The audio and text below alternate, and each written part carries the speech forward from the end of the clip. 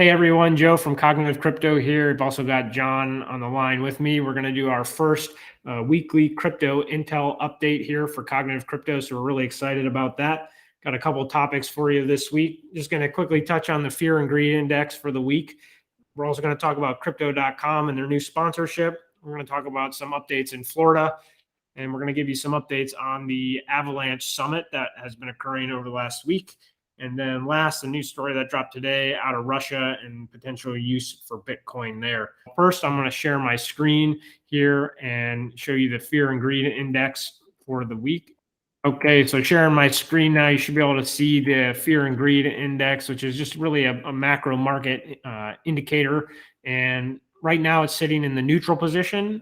What you'll notice, though, in the historic values here over the last month, something I follow pretty regularly, is that we were in extreme fear and really fear over the last week, and now trending through yesterday and getting into the neutral today. Generally, this is an indicator that when everybody is in fear mode, it might be a good time to start dollar cost averaging in as the market is kind of bottoming out at some of their sell points. And then as it starts to shift into the extreme greed position, it means people might be putting a little too much money into crypto.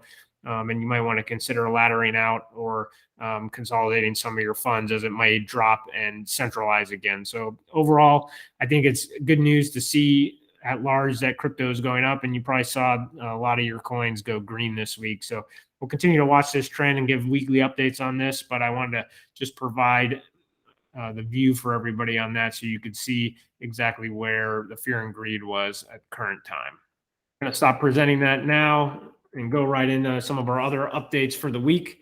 The biggest one, or one that I think is really, in my opinion, good news, is crypto.com is going to be sponsoring or be the official sponsor of the 2022 FIFA World Cup. John, I know you posted something in the Discord about this. Do you have any initial thoughts on it as we get going? Yeah, I mean, I'm excited about it, right? Because this really just reinforces, mainstream adoption, right? So you're going to keep seeing these large crypto players putting sponsorship dollars out there in any direction they possibly can. So we're seeing a lot of support from the sports community. Numerous stadiums have been renamed, and I think we're just going to continue to see this trend throughout 2022 and into next year. Yeah, for sure. And looking at the numbers, so everybody's kind of understanding the size of this deal, right? So the metric in the US really we go off is going to be the Super Bowl, right? And typically the Super Bowl viewership for the game is about 140 million. Well, the World Cup, just the final game itself, typically has a viewership of 500 million people live, and then over 1 billion during the entirety of the match, and then over 3 billion total during the actual conduct of the World Cup, which occurs roughly over a month period. This year it's going to be from 21 November to 18 December.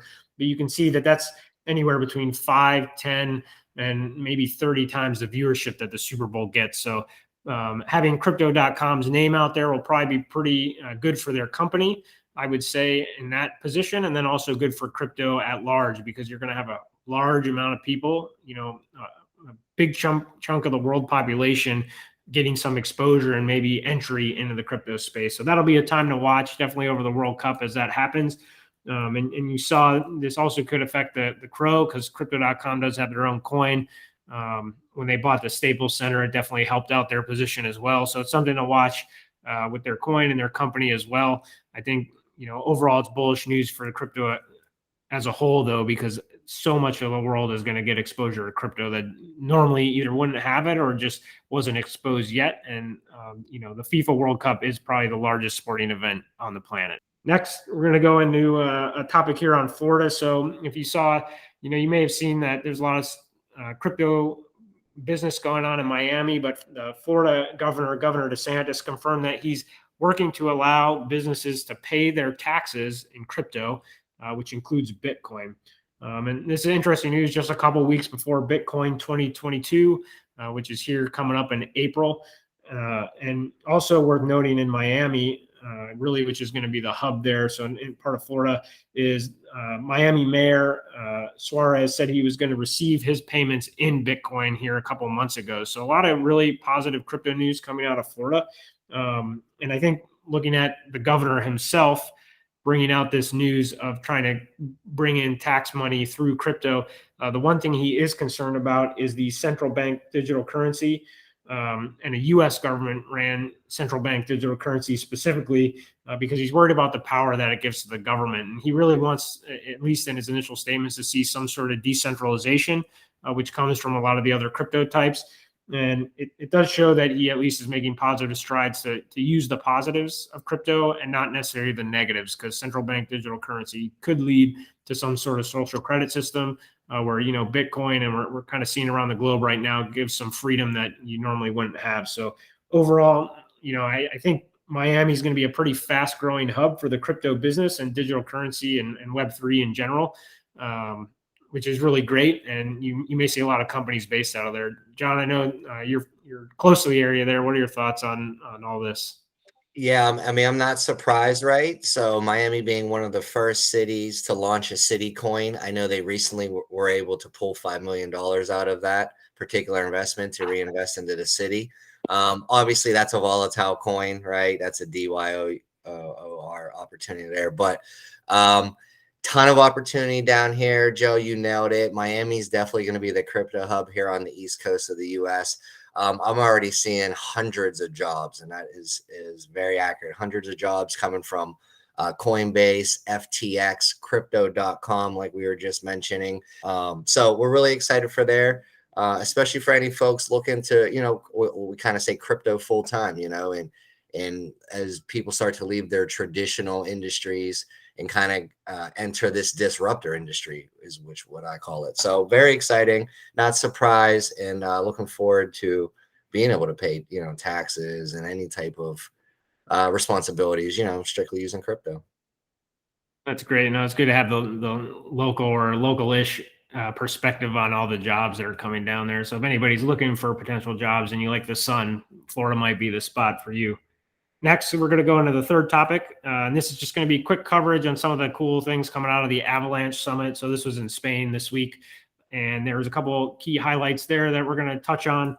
First, just going to talk about their new core wallet, which is really an Avalanche wallet by their team, and then want to talk about Bitcoin bridging. So first, the core wallet is a new wallet that's going to be Avalanche specific, engineered specifically to be utilized with the Avalanche network. It's going to come out with a browser and a mobile capability. So just like all of our normal wallets that we kind of are running with, you have your browser extension and then also your mobile device. I guess the downside to all this is it gives you another wallet potentially you have to play with and remember the seed phrases for.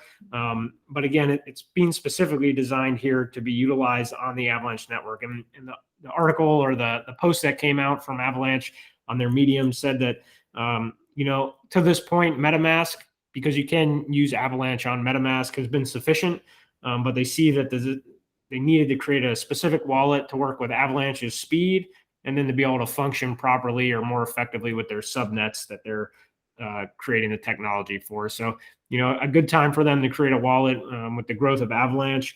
And not surprising, they released some of that information here.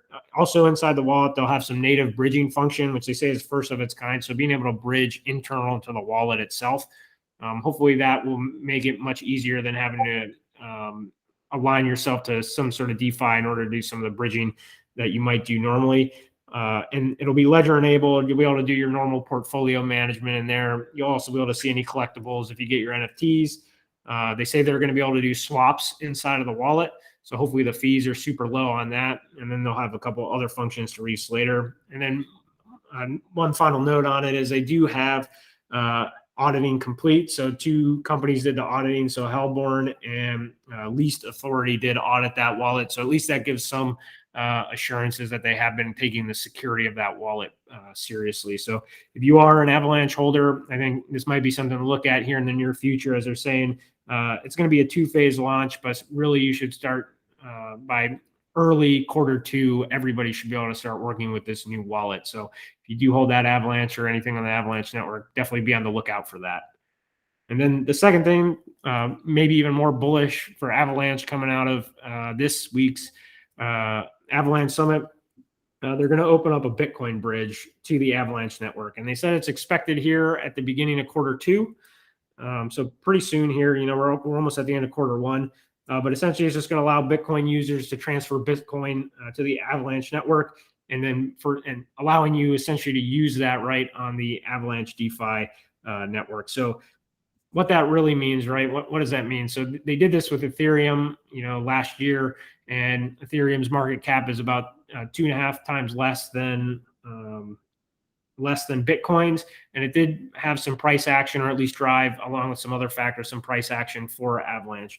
But really, you're seeing Bitcoin again 2.5 times more market cap available to be utilized on Avalanche. It's just going to allow people, Bitcoin holders, probably being the most substantial in the world, to be able to utilize that Bitcoin in the DeFi environment with low fees and speed.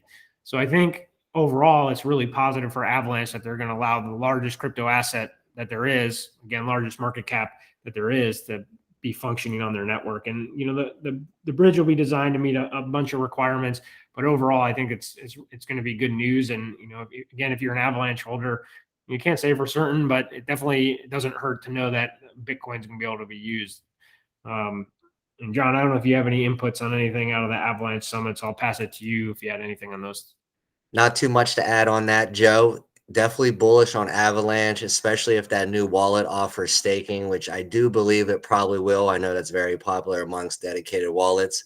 I'm a huge MetaMask fan, but it will be nice to have a dedicated wallet that's aligned with the Avalanche system, and as far as just supporting the speed and the fees. Yeah, for sure. The Medium article didn't mention staking in there, but you'd almost have to assume that's going to be a given at some point, because staking is so relevant in today's cryptos. So I'm sure we'll see that function go, and we'll watch for future updates on the core wallet for sure. And then last here, so jumping out of the Avalanche Summit news, we're going to the last topic. So something I read today that I thought was interesting out of Russia. So Russia is considering accepting Bitcoin for oil and gas, and maybe you could probably understand why that is occurring. And they said, Russia essentially said that they're going to be flexible to friendly buyers. So really, it specified China and Turkey in this, and letting them purchase their oil and gas pretty freely with their own native currency, so the yuan or the lira, or potentially using Bitcoin to make those purchases. And then anybody they see as an unfriendly country, so name a Western country, essentially in the US, they're going to make them either pay for their gas in rubles or in gold. So making it much more difficult and much more specified asset for those that they see as unfriendly, although those terms weren't necessarily there. It's worth noting that Bitcoin did have a little bit of a spike over the last 24 hours and kind of occurred around the time the news article was released. I'm not saying that necessarily leads to bullish news for Bitcoin itself, but there was potentially some correlation, although it's not 100% guaranteed to be the cause. And, I think one thing you got to watch in this case, right, something that could be a negative out of this is if really what Russia's trying to do is evade the sanctions that the Western world is putting on them right now. And regardless of what you feel about the war, and on the moral side of it, if they're trying to evade sanctions, at some point, the Western society and the U.S. government is going to look to regulate Bitcoin more in order to prevent the skirting of sanctions. Ultimately, Bitcoin was kind of designed, right, to get around that, or be able to avoid any issues with government regulation that were crippling or censoring different parties and allowing people to still make payments. But it could bring undue scrutiny, which ultimately could create some negative laws with regulation against cryptocurrency. Although it is important to note, the president of the United States just signed his executive order here and does want to be the leader in cryptocurrency, or one of the leaders in the world. So, I think you're going to see discussions had on what should be done here. And it's probably just regardless of what side you fall on, it's probably just going to be the way it works right now, is Bitcoin is a functioning way to transfer currency without censorship. And that's what its use case, or a use case for it. So ultimately, I think it's a good thing for the use case, maybe not a great thing for the globe. But more time will tell on exactly where the regulation goes. So, John, I don't know if you saw that news today. It just dropped really right before we came in here. So I did not actually, but in the same hand, crypto providing all that benefit to Ukraine. So I do agree with you, though. I do think obviously they're skirting sanctions, and yes, our government is going to get more involved. I mean, they're already going to be involved. They already started, right? So I think this will kind of just fast track some of those conversations with our government to try to really clamp down. Curious to see what happens though, like how far can you go, and then when does everyone go to DeFi to skirt even around whatever they come up with? So it'll be interesting to see how this plays out throughout the course of the year. That's true. It'll always be like a cat and mouse game. I think that is really a great point too. Crypto has been used very positively in support of Ukraine, to get essentially crowdsourcing to support the Ukrainian government. So, I think it goes both ways and definitely more to be seen. But yeah, some great points there, John. Appreciate it. And that really wraps up this week's first crypto intel drop here from Cognitive Crypto. So, again, we're excited to start producing these weekly, give you guys some indicators of some of the news that's going on out in the crypto world that seems relevant and will drive the market in certain directions. It's kind of our goal to arm you with that information to make good decisions here in the future. So, with that, if you like the content, definitely hit the subscribe button or give us a like on the video, and we'll catch you next week for the next crypto intel update. Thanks everybody for joining. Take care, guys.